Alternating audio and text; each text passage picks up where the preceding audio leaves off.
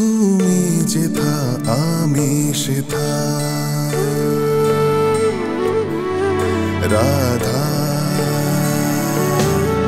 তুমি যেথা আমি সেথা শূন্য জগৎ তুমি ছাড়া হৃদ মাঝারে স্পন্দন তুমি দূরে নয় তুমি কাছে সদা তুমি প্রেম মোর তুমি প্রাণ মোর তুমি সাধনা রাধে আমার আরাধনা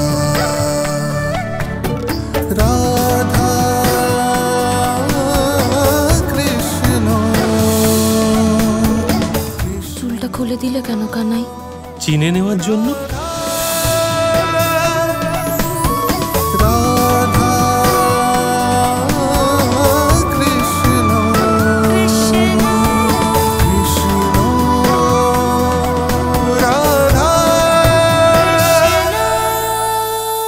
না, এখনো এই অগোছালো চুল ঠিক করার সময় আসেনি।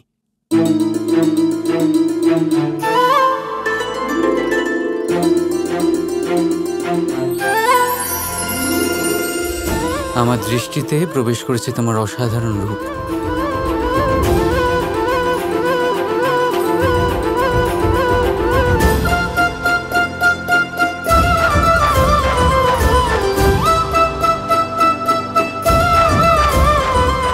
এখন সময় এসে গেছে এই কাহিনীতে আমার প্রবেশ করা।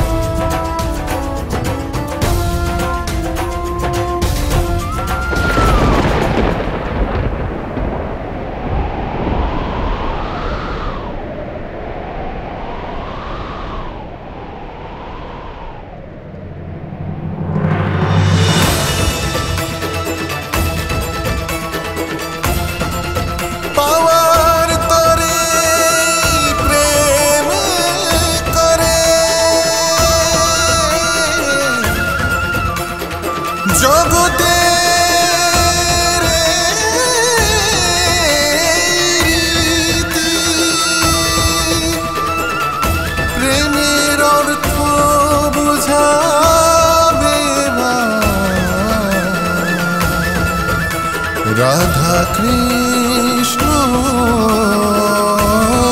প্রেম।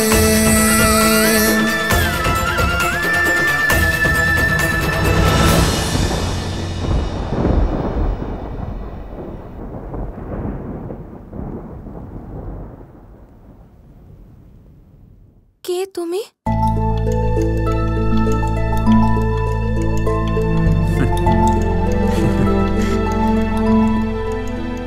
আমার কাহিনী বেশ অনেকটা বড়। আগে তুমি বলো, তোমার নাম কি?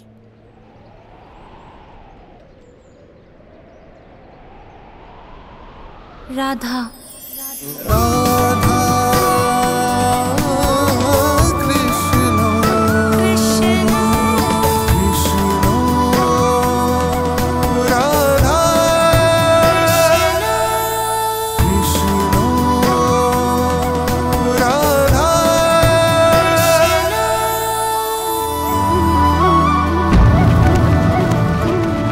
সাবধানে।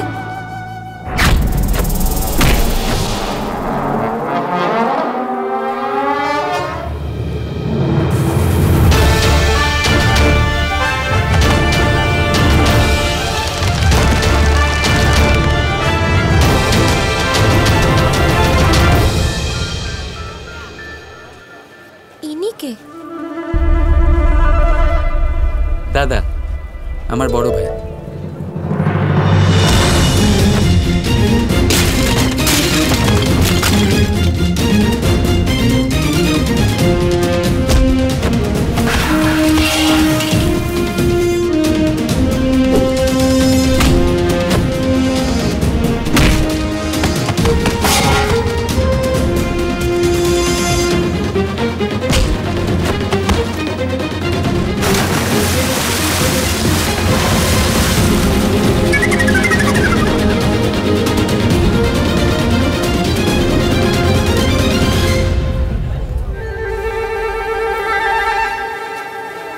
তোমার দাদা একা লড়াই করছে, গিয়ে সাহায্য করো ওনার। ভোজন আর যুদ্ধ দুটোতেই দাদা বিঘ্ন পছন্দ করেন। আজ অবধি আমার জন্য উনিই তো লড়েছেন।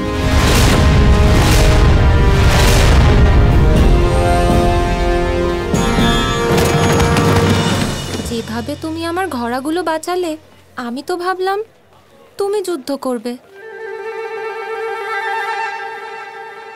এটাই তো সমস্যা।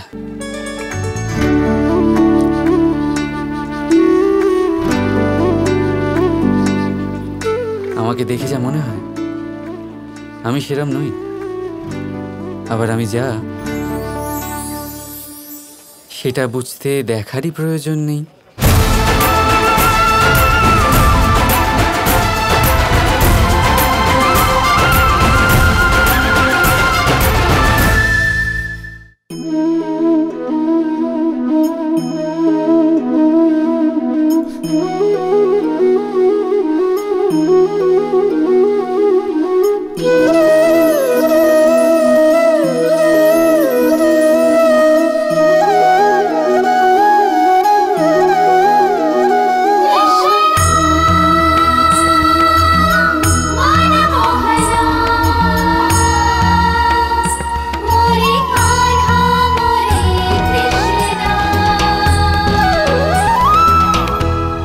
প্রতিদিন সূর্য ওঠার সাথে সাথে জেগে ওঠে কিছু কাহিনী, কিছু সংঘর্ষ, কিছু ইচ্ছে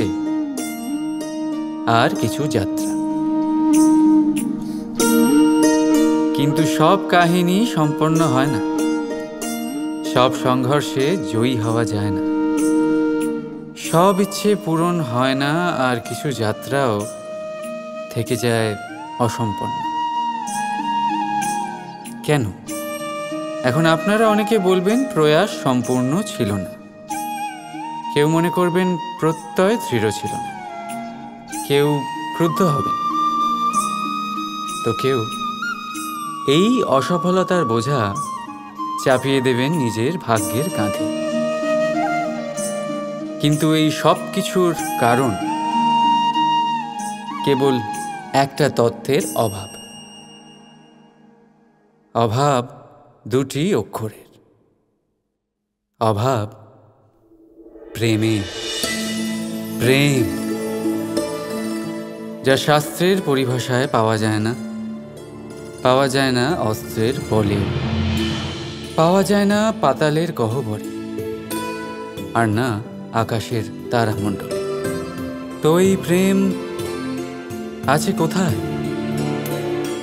কি করে পাওয়া যাবে তাকে? কোন পথে গেলে পাওয়া যাবে এই প্রেম? প্রয়াস করব আপনাদের সেটাই বোঝানো। তো আসুন, ভাগীদার হন এই মহাযাত্রার, সাক্ষী থাকুন প্রেমের এই ভাবে বিভোর মহান কথকতা, যা অলৌকিক হওয়া সত্ত্বেও এই লোকেই রচয়িত। আর এ যাত্রায় সামিল হতে আপনাদের কোনো শুল্ক লাগবে না, না লাগবে কোনো পরিচয়পত্র।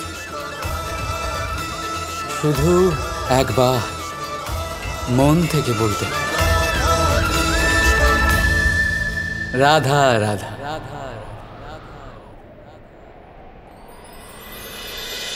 রাধা কৃষ্ণ কৃষ্ণ কৃষ্ণ কৃষ্ণ।